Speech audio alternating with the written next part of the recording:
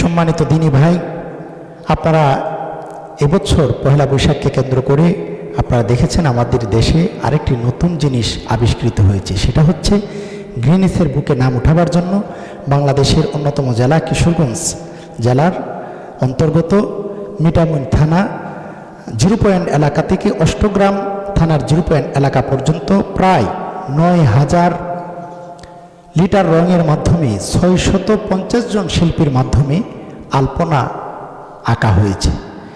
তো সম্মানিত ধিনী ভাইরা, এটার মাধ্যমে এই আলপনা আঁকার মধ্যে এই জাতির জন্য কি কল্যাণ রয়েছে সেটা আমার বোধগম্য নেই। যে দেশের মানুষ এখনও আমরা মিডিয়ার কল্যাণে আমরা দেখে থাকি, সোশ্যাল মিডিয়ার কল্যাণে যে দেশের মানুষ এখনও ডাস্টবিন থেকে পর্যন্ত খাবার ঘোরাচ্ছে, 3 বেলা খাবার তাদের পেটে জুটতেছে না, সে দেশে এই 14 কিলোমিটার পর্যন্ত হাজার হাজার টাকা ব্যয় করে 14 কিলোমিটার রাস্তা আলপনা করার মাধ্যমে কি কল্যাণ নিহিত সেটা অন্তত আমার বোধগম্য হচ্ছে না। এই আলপনা আঁকার মাধ্যমে আমি যতটুকু দেখতে পেরেছি শুধু আমাদের জন্য অক্ষতিকর বিষয় আমাদের সামনে অপেক্ষা করছে। আপনারা জানেন বাংলাদেশের যত সৌন্দর্যমণ্ডিত রাস্তাগুলো রয়েছে এই রাস্তাগুলোর মধ্যে হাওড়ের রাস্তাটাও অন্যতম, কারণ এর 2 পাশে হাওড় পানি আর মাঝখান দিয়ে সুন্দর রাস্তা। তো এই যে সুন্দর সুগুছালো রাস্তার মধ্যে রং লেপন করা হয়েছে, এই রং এটার মধ্যে তো কেমিক্যাল, তো যখন বৃষ্টি হবে এই কেমিক্যালগুলো এই রঙগুলো ধুয়ে পানিগুলো কোথায় যাবে? হাওড়ের মধ্যে যাবে। তো হাওড়ের মধ্যে গেলে সেটা জীববৈচিত্র্যের জন্য আমাদের জীবন মানের জন্য আমাদের জন্য কতটুকুন কল্যাণকর হবে, এই মাছের জন্য কতটুকুন কল্যাণকর হবে। অথচ এই হাওড়ের মাছ বাংলাদেশের এক অন্যতম একটি ঐতিহ্য, অত্যন্ত সুস্বাদু মাছ। তো আসলে এই আলপনা আঁকার মাধ্যমে তারা পহেলা বৈশাখকে আহ্বান করতেছে, এর মাধ্যমে তারা কল্যাণ কামনা করতেছে। এর মধ্যে কোনো কল্যাণ নেই, কল্যাণ অকল্যাণের মালিক একমাত্র মালিক হচ্ছেন আল্লাহ। তো এই রেলির মাধ্যমে তারা কল্যাণ কামনা করতেছে, কোনো রেলের মধ্যে কল্যাণ নেই, কল্যাণ চাইতে হবে আল্লাহ তাআলার কাছে। অথচ এই পহেলা বৈশাখ আসলে পরেই আমাদের দেশে হিন্দুয়ানি সংস্কৃতি জেগে ওঠে। বাঘ, মহিষ, ভাল্লুক, রাক্ষস ইত্যাদির সংস্কৃতি মুসলমানদের মাথায় পরানো হচ্ছে, মুকুট পরানো হচ্ছে, এর মাধ্যমে শিরকের দিকে আহ্বান করা হচ্ছে। এর মধ্যে কি কল্যাণ থাকতে পারে? রাক্ষসের মুকুটের মধ্যে একজন মানুষের জন্য কি কল্যাণ থাকতে পারে?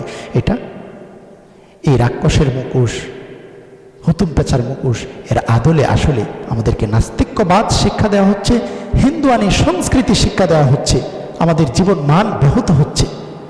সম্মানিত হাজিরিন, যে দেশে নামাজের অনুমতি দেওয়া হচ্ছে না, যে দেশে বিশ্ববিদ্যালয়ে ইফতার বন্ধ করা হয়, যে দেশের বিশ্ববিদ্যালয়ে গরুর গোশত পর্যন্ত বন্ধ করা হয়, সে দেশে শিরকের দিকে, রাক্ষসের মুকুটের দিকে, রেলির দিকে আহ্বান করা হচ্ছে। আপনার কোনো অকল্যাণ তারা দেখে না। অথচ এদেশের মানুষ সুস্থ সংস্কৃতি, সুস্থ বিনোদন পরস্পরকে উপহার দিবে, সন্তানদেরকে উপহার দিবে, সেখানে বাধা হয়ে দাঁড়ায় ইসলামী সংস্কৃতি, তাদের কাছে বাধা হয়ে দাঁড়ায়।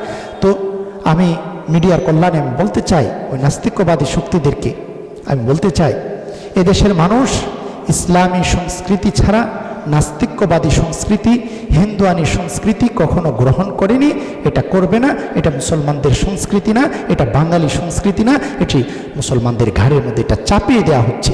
আর যতই চাপিয়ে দেওয়া হোক এদেশের মুসলমান সেটা গ্রহণ করবে না। আপনারা দেখেছেন সমস্ত মিডিয়ার মাধ্যমে আহ্বান করা হচ্ছে, কিন্তু তারা সেখানে 1 লক্ষ লোকও তারা জমায়েত করতে পারেনি। অথচ আপনারা দেখেছেন এদেশের সংস্কৃতি হচ্ছে ওয়াজ মাহফিল, হামদ নাত, এগুলো কোরআন তেলাওয়াত।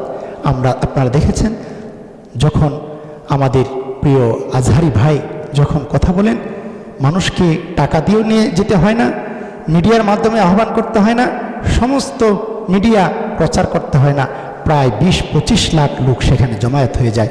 আর ওই পহেলা বৈশাখের অনুষ্ঠানে তাদের বিপদগামী সন্তানাদি এবং বিপদগামী তারা ছাড়া উল্লেখযোগ্য কোনো ধর্মপ্রাণ মুসলমান সেখানে তাদেরকে পাবেন না, সেখানে তারা যায় না।